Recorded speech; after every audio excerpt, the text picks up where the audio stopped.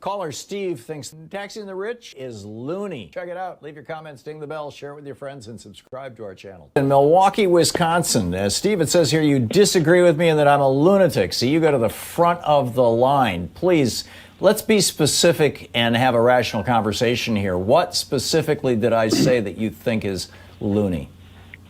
All right. I'll be nice, Tom. So here's the deal.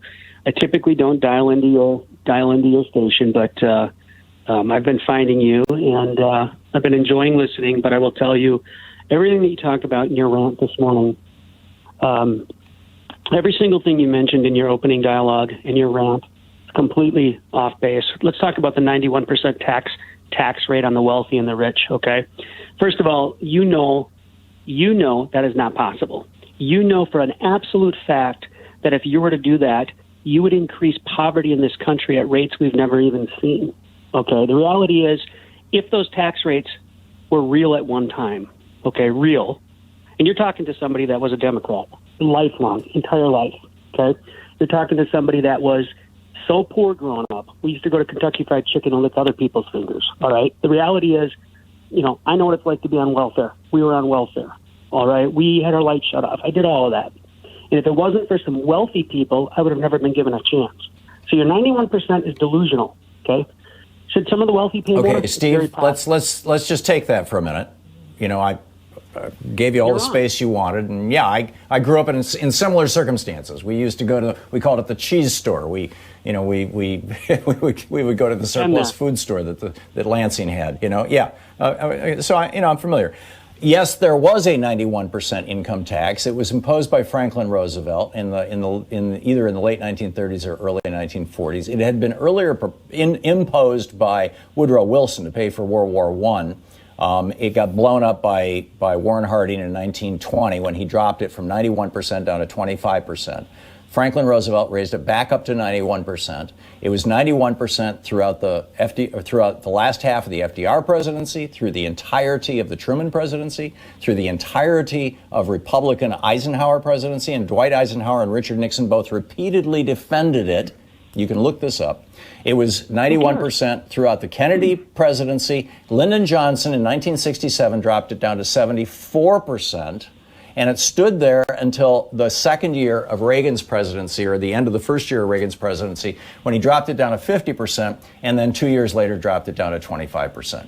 And that is the reason why, when, I don't know how old you are, Steve, but when I was a kid in the 50s and 60s, that was the reason why back then, when the top income tax rate was 91%, and that top tax rate didn't kick in until you made about $3 million in today's money. That is why the average CEO in America in the 40s, 50s, 60s, 70s, and the first half of the 80s took a maximum of 30 times what their lowest paid employee took. Because if you took more than 30 times what your lowest paid employee took, you started paying a 91% tax rate, which is crazy. And as a result of that, the federal government, number one, we didn't have an explosion of a few people, 650 billionaires we have right now. We didn't have any billionaires as a result of that. We did have a lot of very wealthy people, number one. And number two, the federal government had enough money for Dwight Eisenhower to build the interstate highway system, for Dwight Eisenhower to build new schools literally in every community in America. I went to one that was built in 1956. It was a brand new school when I went to first grade. We put a man on the moon. We built infrastructure. Most of our roads and our bridges were built during that era. We built America. When Reagan dropped that top tax rate down, two things happened. Rich people started getting really rich, and working people actually saw their wages start going down radically. And a third thing is it began the disintegration of America's infrastructure. I challenge you to disprove anything I just said. I can back up all of that, and so could you with a quick Google search. That's fine. I don't need to do a Google search. So first of all, back when those tax rates were in place, let's think about it. The cost of living was much less.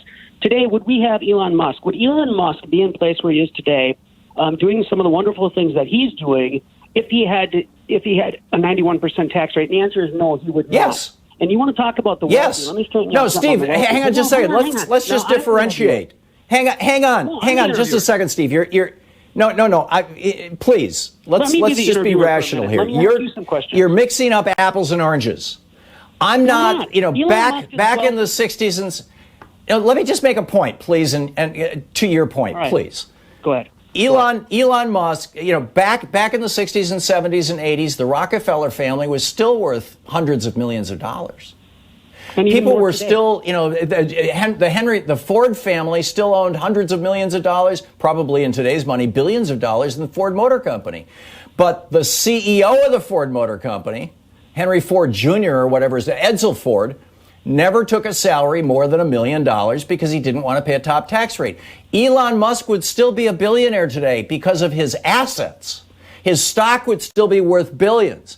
But he would not be able to write himself a paycheck today for more than $3 or $4 or $5 million a year without hitting a 91% tax rate, which would be crazy, which means that he'd have more money in the company that he could pay his employees. I'm not saying that we should prevent people from accumulating wealth. I'm not saying that we should prevent people from building businesses or owning stock. I'm saying that when a person who owns a company, and I went through this in the 70s, I owned a company, we got a contract.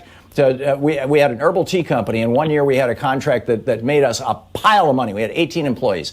And my partner, Terry O'Connor, and I started taking so much money out of the company that our bookkeeper and my dad sat down with us and said, you guys are about to pay a 50% income tax rate this year. That's insane. Cut back on your pay and put the money into the company, which we did, and we grew the company even more. That's what I'm suggesting, Steve.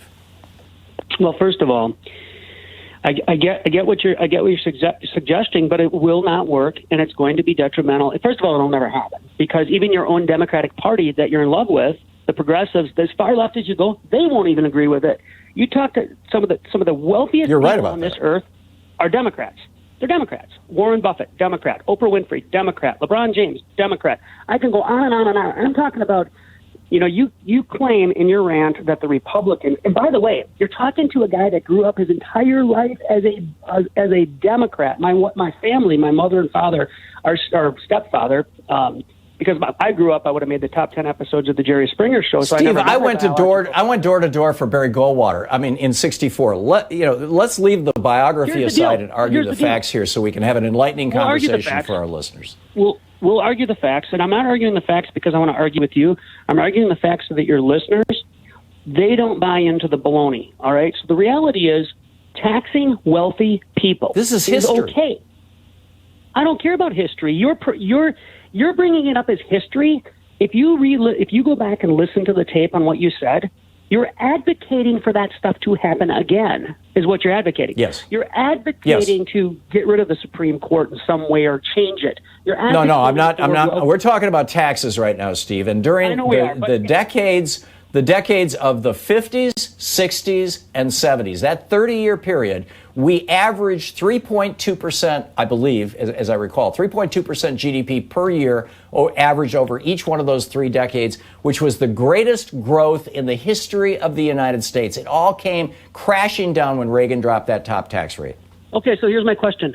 By the way, when I was 19, I was homeless. I had nothing. I lived in the basement on my girlfriend's parents' couch till I could. Good on you for lifting yourself up by your bootstraps. But hang on. So, yeah, that's Wisconsin for you. We work harder here in about 3 days than most of America does in 2 months. But here's the deal. Here's what I will tell you. Okay? You tell me why it's so dangerous and so bad and so evil for people to become wealthy and have a lot of wealth. What's so bad about that? I didn't say it's bad for people to become evil. As I pointed out, the Rockefellers were still rich. Fine. What's so terrible? What I'm saying is that when a small number of people extract large amounts of cash out of an active and moving economy, it slows down the economy. It also makes less cash available for companies to grow and for workers to see pay raises. And that Reagan tax cut is why we still have a $7.25 an hour minimum wage. Really? And that's why China, the wealthiest people in China and the Chinese government, that's why they're paying their people 10 cents an hour, 20 cents an hour, $1 an hour to do work. If that theory is accurate, why is it not working in China? No, it isn't, because China does have a very high tax rate on their wealthiest people. Most of China's billionaires are not taking billions in pay. They're billionaires because, with our example of Elon Musk, they are stockholders in companies that they started. Sure. And how much freedom do they have? And how much pursuit of happiness and liberty Well, I'm do not they have? suggesting America should become China. I mean, if you want an Well, we're example heading that's a there. better example, pick Denmark. We're heading there. Just Or this Germany, election, or we're France. heading there. Just the coronavirus stuff, we're No, heading we're there. not. All of this stuff, we're heading. No, yes, we're we not. are. We're absolutely heading towards. Steve, a socialist rhetorical generalizations like that, don't serve any good purpose. Well, the problem call is you again don't with want to debate specifics, with and me. I'm more than happy to argue specifics with you. Like we just, it was a very good conversation for 5 or 6 minutes Thank here you. about taxes. Thank you. And by the way, for I'll that. call back in a few weeks. And by the way, your listeners probably learned something from me today. Thank you. I believe you're right.